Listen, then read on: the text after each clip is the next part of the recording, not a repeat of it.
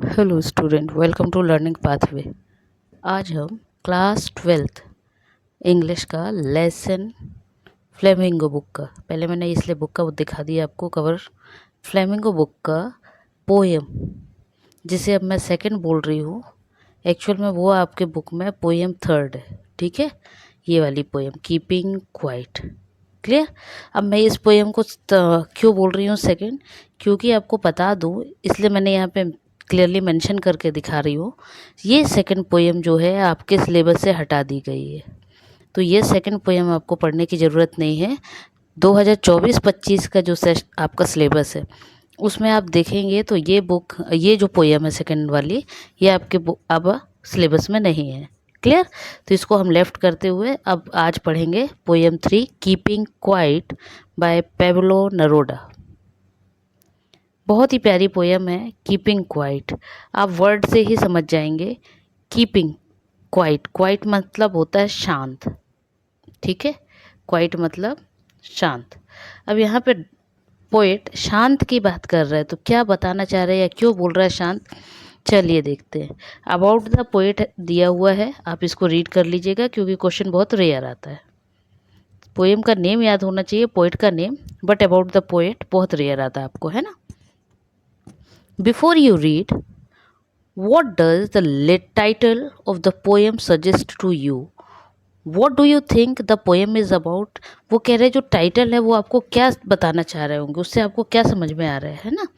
तो आपने देखा होगा कीपिंग क्वाइट, चुप रहने की बात हो रही है, तो उससे आप यदि अंदाज लगाना चाहें तो क्या क्या अंदाज लगाएंगे। तो जितने देख रहे होंगे बच्चे, सब अपने अपने हिसाब से अपने अपने व्यूज़ रखेंगे, है ना। सबकी सोच अलग अलग होती है, सब अलग अलग सोचेंगे। तो वैसे ही आप जो आंसर आपके मन में आ रहा होगा वही वो कह रहे हैं सोच कर देखने के लिए, है ना। जैसे अभी मैं आपको शॉर्ट में अभी बता रही हूँ क्योंकि अब स्टार्ट कर रहे हैं, तो चलिए मैं पहले आपको बता दूं। यहाँ पे यदि देखा जाए और टाइटल को सोचने की बात की जाए तो कीपिंग क्वाइट यहाँ पे दिया हुआ है, तो ऑब्वियस सी बात है हमको चुप रहने की सलाह दी जा रही है। बट चुप रहने की सलाह दी जा रही है तो कहाँ के लिए दी जा रही होगी? क्या हमेशा ही मुँह को बंद रखना है? क्या हमेशा ही शांत रहना है? नहीं, यहाँ पे कीपिंग क्वाइट दिया है, इट मीन्स आपको स्पेसिफिक टाइम, वैसी जगह जहाँ पे आपके बोलने से लड़ाई झगड़ा बुराइयाँ हो रही हो, वहाँ पे आपको क्या करना है, थोड़ी देर के लिए क्या होना है, चुप रहना है। क्योंकि क्या होगा, जब आप चुप रहेंगे तो बड़ी बड़ी लड़ाइयाँ, बड़ी बड़ी बुराइयाँ क्या होगी, टल जाती हैं, है ना। तो चलिए स्टार्ट करते हैं poem keeping quiet. Now we will count to 12। देखिए स्टार्टिंग के लाइन में ही उन्होंने दिया है now we will count the 12। मतलब क्या कह रहा है पोइट, क्या कहना चाहता है कि हम क्या करें, 12 तक, है ना। काउंट मीन्स होता है गिनना। मैंने हिंदी में मीनिंग लिख दिया, आपकी पोइट्री में दिख रहा होगा तो आपको और ईजी हो जाएगा। वो कहते हैं हमें क्या करना है, 12 तक गिनना है, गिनती गिननी है। And we will all keep still, और हमको क्या करना है, स्टिल मीन्स होता है शांत, मोशनलेस, मतलब बिना कोई डिस्टर्बेंस किए, है ना। और हम सबको क्या करना है, and we will all keep still, और हम सब शांत रहें। मतलब इन टू लाइन्स में पोइट हमसे कहना चाह रहा है कि हमको क्या करना है, जब भी किसी चीज़ पे गुस्सा आए, हमें लगे कि अब हम कुछ गलत बोलने वाले हैं या गुस्से में क्या बोल देंगे किसी को पता नहीं रहता ना, तो जब भी इस तरह की कंडीशन बने तो उस समय पे हम क्या करें, गुस्सा जैसे ही आने लग जाए तो हम अपने आप क्या करने लग जाए, मन ही मन 12 तक काउंटिंग करने लग जाए।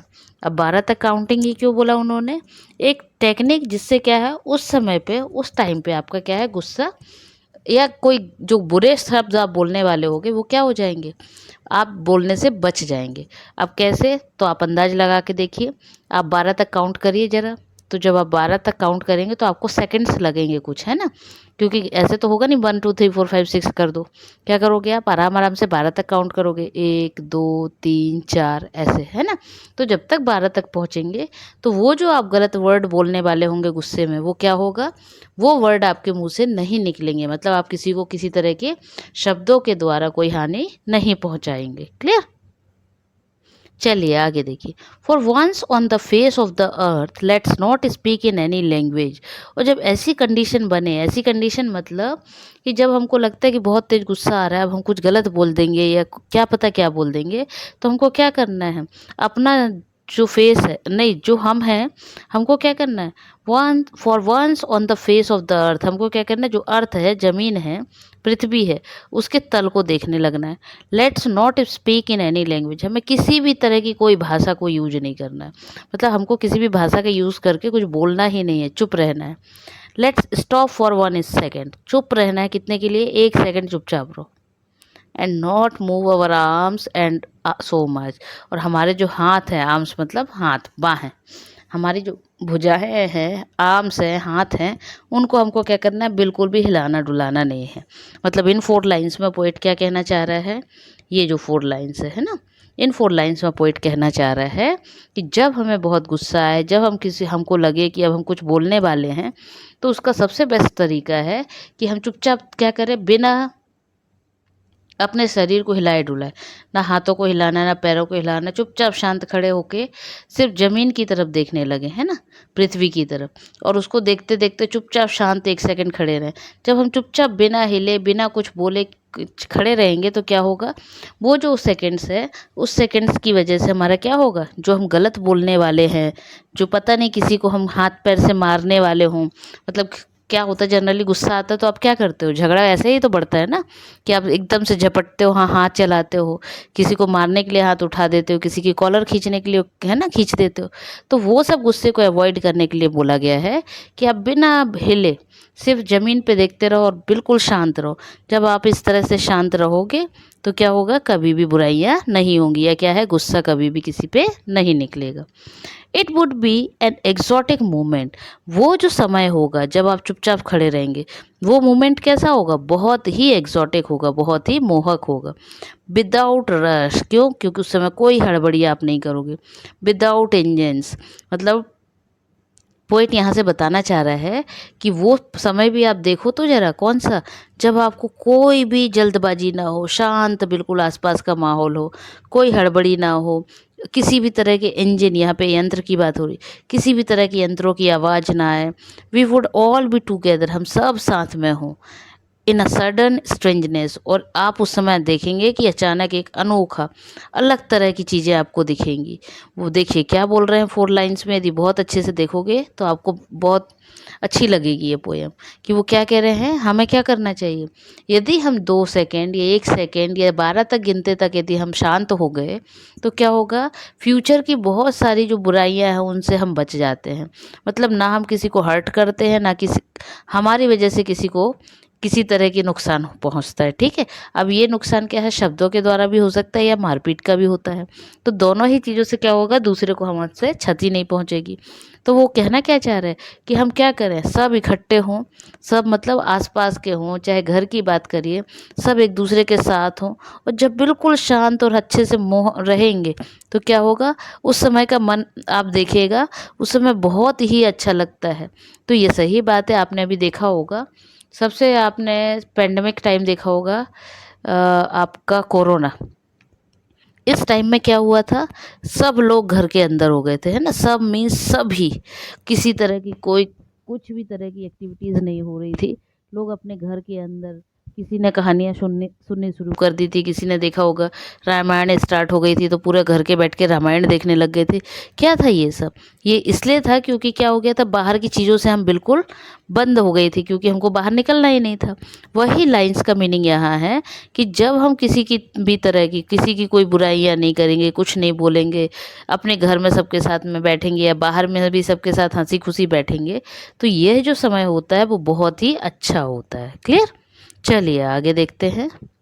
Fisherman in the cold sea would not harm whales, वो कह रहे हैं, मैं कहना चाहता हूँ, मतलब वो समझा रहे हैं, ऐसा नहीं है कि नहीं, वो कह रहे हैं ऐसा होना चाहिए क्या, कि जो फिशरमैन होते हैं, मछली पकड़ने वाले, है ना, मछुआरे, तो वो क्या करें, वो जब वो कोल्ड सी में जाते हैं, तो कोल्ड सी मतलब होता है ध्रुवों के समीप का ठंडा, सब है ना, मतलब ध्रुव जो होते हैं, तो ध्रुव के पास में जो समुद्र होता है उसको कोल्ड सी कहते हैं, ठीक है। तो ठंडे समुद्र के पास जब फिशरमैन मछुआरे जाते हैं, तो वो क्या, वहाँ पे जो मछलियाँ हैं जिनको हम वेल कह रहे हैं, है ना, उन वेल को वो क्या है, नुकसान ना पहुँचाए, मतलब वो कह रहे हैं कि अपना काम करें मछुआरे वहाँ जाएं, सभी चीज़ें ठीक है, बट वो वहाँ पे जो मछलियाँ हैं, बड़ी बड़ी वेल हैं, उनको किसी भी तरह की हानि ना पहुँचाएं। इतना ही नहीं, वो कह रहे हैं and the man gathering salt, और जो आदमी जो सॉल्ट को इकट्ठा करते हैं, समुद्र पे नमक मिलता है, सबको पता है, तो वो जो नमक को इकट्ठा कर रहे हैं लोग, वो क्या है, अपने हाथों को नुकसान ना पहुंचाए। मतलब अपने काम को करिए, लेकिन क्या है, क्षति करके ना करें। मतलब अपने आप को क्षति पहुंचा के कोई काम को ना करें। क्या कहना चाह रहे हैं इसमें, देखिए अब बहुत अच्छी लाइन्स है, मीनिंग बहुत डीपर है इनमें। क्या है मीनिंग डीपली, देखिए कि हम जब कोई काम करते हैं तो हम अपना अच्छा अच्छा सोचते हैं ना, लेकिन क्या होता है, बहुत से काम ऐसे हो जाते हैं हम अच्छे की जगह बुरे कर देते हैं, बुरे कर लेते हैं, किसके लिए, खुद के लिए। कैसे, उसमें उन्होंने यही एग्जाम्पल फिशरमैन का दिया है, और मैन गैदरिंग सॉल्ट, जो एक नमक इकट्ठा करता उसका दिया है, कि जब इंसान नमक इकट्ठा करने समुद्र में गया है, तो जब वो हाथ से समुद्र में नमक इकट्ठा करता है, तो हाथ उनके क्या होते हैं, समुद्र में नमक में रहने की वजह से तो क्या होते हैं, हर्ट हो जाते, घायल हो जाते। तो वो वही बताना चाह रहे हैं इन लाइंस के थ्रू, कि हम कभी भी क्या करें, जब भी हम किसी को नुकसान पहुंचाते हैं या कुछ करते हैं, तो उसका हम पे भी इफेक्ट आता है। ऐसा नहीं कि सामने वाले बस को नुकसान पहुंचता है ना। तो कभी भी कुछ भी करें सोच समझ कर करें। चलिए आगे देखिए, those who prepare green Wars, मतलब सभी प्रकार के युद्ध, जिस तरह के भी युद्ध है उनको तुरंत क्या कर दिया जाए, जिस तरह के युद्धों की बात हो रही है ना, उन सबको रोक दिया जाए, है ना। क्या बोलना चाह रहा है वो, those who prepare green Wars, Wars with gas, Wars with fire, मतलब पर्यावरण के विरुद्ध जो युद्ध हो रहे हैं, विषैली गैसें नई नई तरह की आजकल आ रही हैं, अग्नि आगों के जो शस्त्र बन रहे हैं वो सभी को, इन सब से हम क्या है, लड़ाइयाँ तो कर रहे हैं, लेकिन इनकी वजह से यदि हम जीत भी गए, ठीक है, इनकी वजह से यदि हम युद्ध को, विक्ट्री मीन्स होता है जीत, यदि हम जीत भी गए तो हम जिएंगे कैसे, क्यों, क्योंकि जब लड़ाइयाँ होती हैं तो लड़ाइयों में क्या होता है, हमारे यहाँ पे बहुत सारे, है ना, हमारे मतलब आसपास में जिस जहाँ भी लड़ाई होगी वहाँ पे बहुत सारे लोग मारे भी जाएंगे। तो जब बहुत सारे लोग मारे भी जाएंगे तो ऐसे युद्ध का क्या मतलब, जिसमें क्या हो कि कहीं ना कहीं लोगों को नुकसान पहुंचे, क्षति हो या दुखी हो। हमें उसकी जगह क्या करना चाहिए, तो देखिए, put would put on clean clothes, हमको क्या करना चाहिए, साफ सुथरे कपड़े पहन के, and walk about their brothers in the shade doing nothing, हमें अपने भाई बहनों, ब्रदर्स मतलब यहाँ पे भाई के लिए लिखा है, कि हमें क्या करना है, अपने बड़ों के साथ, अपने भाइयों के साथ जाके क्या है, जो पेड़ों की छाया होती है वहाँ पे बैठे, हम वहाँ कुछ ना करें। मतलब वो क्या बताना चाह रहे हैं कि हम ये बेकार के जो युद्ध है, जिसमें पर्यावरण को भी नुकसान पहुंचा रहे हैं, नए नए जहरीली गैसें पैदा हो रही है ना, तो इन सब चीज़ों को ना करके हम क्या करें, अच्छे स्वच्छ साफ सुथरे कपड़े पहने, अपने बड़ों के साथ छोटों के साथ क्या करें, अच्छा पेड़ों के नीचे जाएं, बैठें और कुछ ना करें। लेकिन जब इन सब के साथ भी बैठेंगे तो एक अलग ही सुकून मिलेगा। अब वो आगे एक लाइन और बोल रहे हैं, what I want should not be confuse, मैं ये नहीं कह रहा, वो कह रहा मैं जो बोल रहा हूँ उसको कंफ्यूज मत होना। क्या, कि मैं ये नहीं कह रहा कि आप कुछ मत करो, यहाँ पे कुछ ना करने का मतलब है गलत चीज़ों के लिए बोला गया है, कि लड़ाई झगड़ा है ना, बुराई ये ना करो, इसके लिए पोएट कहना चाह रहे हैं।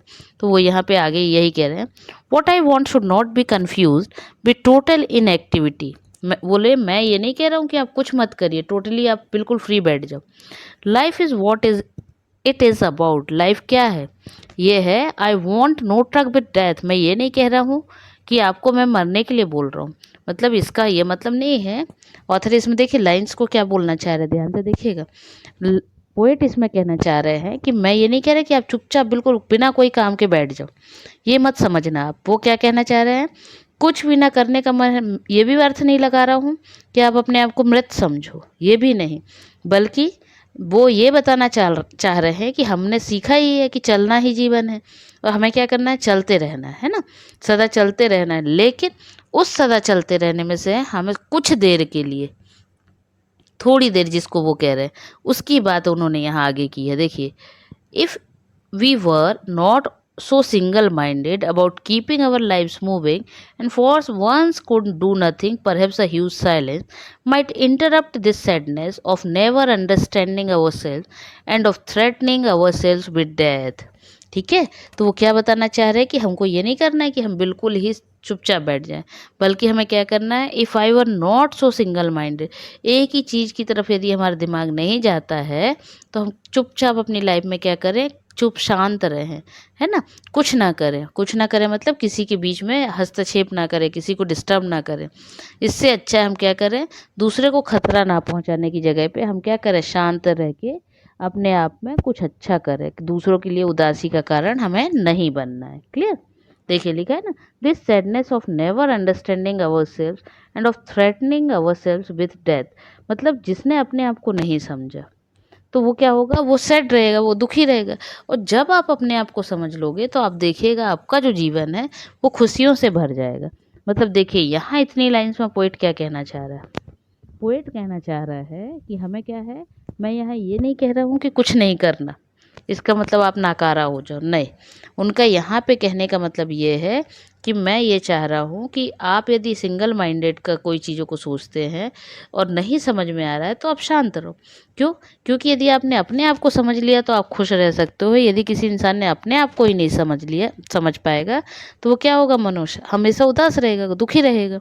तो इससे अच्छा है आप क्या करो, स्वयं को मृत्यु से डराना आरंभ करते हैं। मतलब हम ये जैसे ही हम अपने आप को नहीं समझेंगे तो हमको क्या होगा, डर इधर उधर का लगेगा। लेकिन जब आप अपने आप को समझने लगोगे तो ये डर क्या होगा, अपने आप ही खत्म हो जाएगा। क्लियर। अब आगे देखिए, perhaps the earth can teach us, बोले सबसे अच्छी बात क्या बोलना चाह रहे हैं, पोइट कहता है कि जो अर्थ है, जो पृथ्वी है, वो हमको सिखाती है। टीच मतलब यहाँ पे सिखाना, हमको सिखाती है क्या, as when everything seems dead and later proves to be alive, कि पृथ्वी पे हम देखते हैं सब कुछ हमको क्या दिखता है, बिल्कुल ऐसा दिखता है कि सब चीज़ें खत्म हो गई है, लेकिन उसके बाद भी क्या होता है, जीवन रहता है ना, पृथ्वी क्या रहती है, सजीव रहती है। सिर्फ वैसे ही बोलकर वो कह रहे लास्ट में, now I will count up to 12 and you keep quiet and I will go, बोले अब मैं 12 तक गिनता हूँ, आप चुप रहो और मैं जाता हूँ। ठीक है, मतलब फिर वह चला गया। कौन, पोएट। अब देखिए मैं इसको बड़े इजी वे में पूरी लाइंस को एक बार में समझा रही हूँ। ठीक है, जितना भी यहाँ दिया है ना, इस पूरी पोयम को शॉर्ट में आपको समझा रही हूँ कि पोएट कहना क्या चाह रहा है कि हमको क्या करना है, हमेशा कोशिश करनी है, जितना कुछ हम क्या करें, जब भी हमको गुस्सा आ रहा है तो हमको अपने गुस्से को कंट्रोल करने के लिए हमें 1 से 12 तक की गिनती शुरू कर देनी। जब हम 1 से 12 तक काउंट करेंगे और काउंटिंग के करने की वजह से क्या होगा, वो जो गुस्सा का क्षण है ना, समय है, वो हमारा क्या हो जाएगा, निकल जाएगा। और जब गुस्सा का क्षण या समय हमारा निकल जाएगा तो हम क्या है, कभी भी किसी को गलत नहीं बोल पाएंगे। वही चीज़ इस पोयम का मेन सार है या समरी कह सकते हैं आप। क्लियर। तो ये हो गई आपकी पोइट्री। कहीं डाउट हो तो आप कमेंट में करिए। हाँ, ये पोइट्री को मैंने इतना जल्दी में इसलिए भी बताया क्योंकि आपके अभी पर है जिसको आप तिमाही तिमाही कहते हैं, तो आपका तिमाही होने वाला है, इसलिए मैंने इसको कंप्लीट कर दिया क्योंकि ये आपके तिमाही में सिलेबस में रहेगा। तो आपके सिलेबस में और क्या क्या है और आपको क्या और पढ़ना है, आप कमेंट में करके बताइए, मैं कंप्लीट करते जाऊंगी। इसको कंप्लीट करिए, तब तक के लिए बाय बाय।